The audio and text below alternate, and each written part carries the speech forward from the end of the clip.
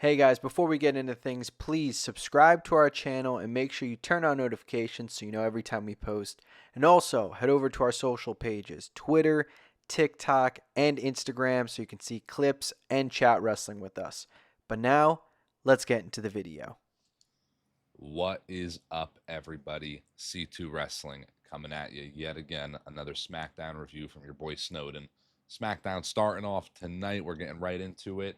Nick Aldis out to the ring with Cody Rhodes, who is calling out Kevin Owens.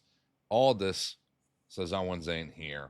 Owens ain't allowed here after hitting a move so deadly. The pile driver. We don't want to have these wrestlers in wheelchairs 20 years from now. All this says Owens is not allowed back to SmackDown until they work it out internally. Cody upset, pissed off. What do you expect me to do? How am I supposed to settle my score if I can't do it in the WWE ring? Moving on from that, later on in the show, we get another segment from Kevin Owens, a little bit of a recording from himself, selfie point of view. Kevin Owens announces that Nick Aldis had said he's coming to SmackDown next week. Kevin Owens will be confronting Cody Rhodes next week on SmackDown. A little bit of a holdover week for that feud between the two of them, but that's okay. It is a good stepping stone for the both of them. It helps drag it out a little bit further to potentially Saturday night's main event, as I have been saying here at C2 Wrestling. But speaking of Saturday night's main event, we have a women's tournament for the United States Championship, and we had the opening match to that tonight. It was B-Fab versus Candice LeRae versus Bayley, who comes out victorious. Now, I'm okay with it. Bayley's obviously one of the greats in women's wrestling, so you want to establish this title. You want to maybe hand it off to a woman immediately that has some sort of establishment to herself in Bayley. I would have liked to see maybe a Candice LeRae win. They've been kind of high on her lately, and I like Candice LeRae. I would like to see some more of her. So it would have been nice to see her come out victorious, but nonetheless, we get Bayley. I will take it. I am not upset with that. In all honesty, Bayley coming out of this as the Women's United States champion, sorry, might be the move, though. I mean, there's a great set of women in these tournament style matchups, triple threats leading into singles matches, it looks like. It could go anywhere. I've seen a lot of people say Chelsea Green, Tiffany Stratton, this and that. Bayley could be the one. I'm not saying I want her to be the one. I want to think it over, maybe give it another week, see who wins the next matchup. But Bayley could do it.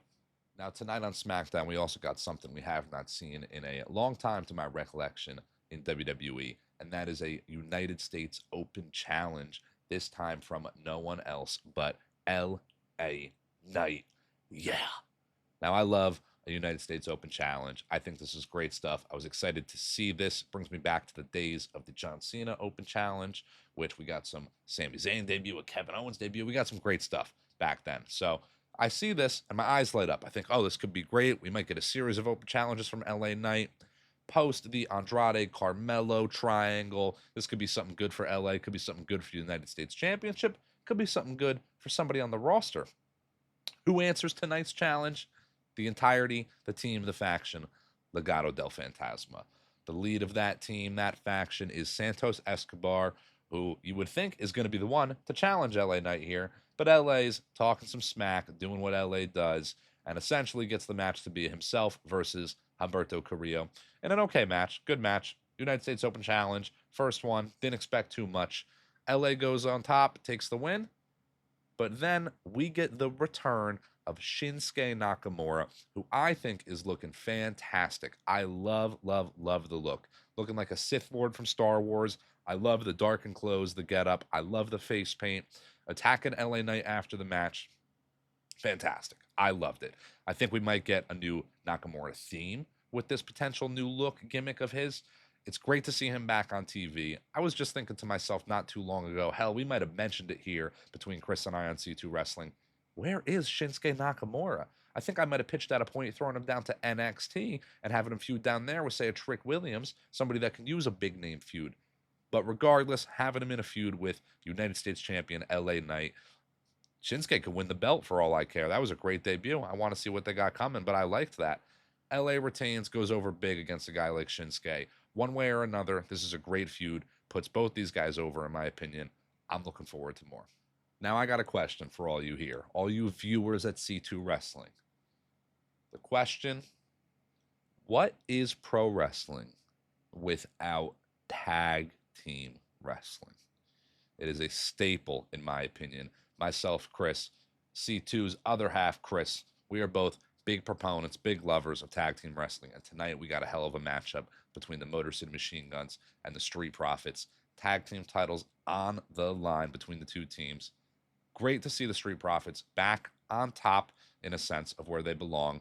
Montez Ford, Angelo Dawkins have always shined, don't get me wrong, but I feel like they really shined tonight, establishing themselves a bit yet again in their challenge for the tag team champions against the Guns, who I still can't believe are in WWE. It's still mind blowing to me every time they come out. I smile, even just thinking about them. I'm smiling. It's crazy to see. But defending the titles against the Street Profits, interrupted by no one else but Tommaso Ciampa. Now, there was even some heel tendencies coming out of the Street Profits tonight, but none more than Tommaso, who comes out to the ring, essentially costing Angelo Dawkins and Montez Ford, the Street Profits, of the Tag Team Championships, ending the match between the two. DIY, the team, is maybe splitting, maybe they're going to heel. I'm not too certain. But Johnny Gargano comes to the ring, confronts Tommaso, stops him, stops Alex Shelley from going at one another, and gets shoved down pretty hard by what seems to be the Blackheart in Tommaso Ciampa. This is absolutely the best version of Tommaso we have had in a long time. I think I went on record last week saying I do not want DIY to break up, and I stand strong on that. I want them to stick together. I'd much rather Gargano turn heel with Tommaso at this point, but I can't deny how good Tommaso is in this role. If they were to turn him heel, keep Gargano face, break up the team, Tommaso, man, as the Black Heart, going back to those black and gold NXT days, I can't do anything else but love it. After we see that, after we see Tommaso storm out of the ring, Gargano goes chasing after him. Alex Shelley, Chris Sabin, they go to lift up the Street Profits, shake some hands, tell him it's okay, you'll get another shot. Angelo Dawkins don't want to hear it. He pops Alex Shelley. Chris Sabin confused, not sure what's going on. Street Profits again have some attitude. They have some character to themselves again, getting over as kind of these middle ground face heel type characters when they couldn't really do that under the reign of Bobby Lashley, who has now left the company. It's great to see them do it on their own. No shade to Lashley at all. He's fantastic. But the Street Profits, Motor City Machine Guns, DIY, many more tag teams on SmackDown. The division is fantastic. All right, now tonight I may have skipped around the show a little bit, but it's because I wanted to leave the meat on the bone for last, and that is the Bloodline and a Bloodline confrontation. We got smack dab at the middle of the show tonight, 9 p.m. on the dot. The original Bloodline comes out to confront Solo and the new Bloodline after a few backstage segments tonight of Sami Zayn and the Usos not being able to find a fifth partner for the upcoming War Games match at Survivor Series. Nobody's willing to team with Sami Zayn and the Usos, and most importantly of all, Roman Reigns. As they're backstage, as they're in the locker room having a conversation, on the TV, we even see it in their locker room. Solo's music hit, and the new Bloodline comes to the ring.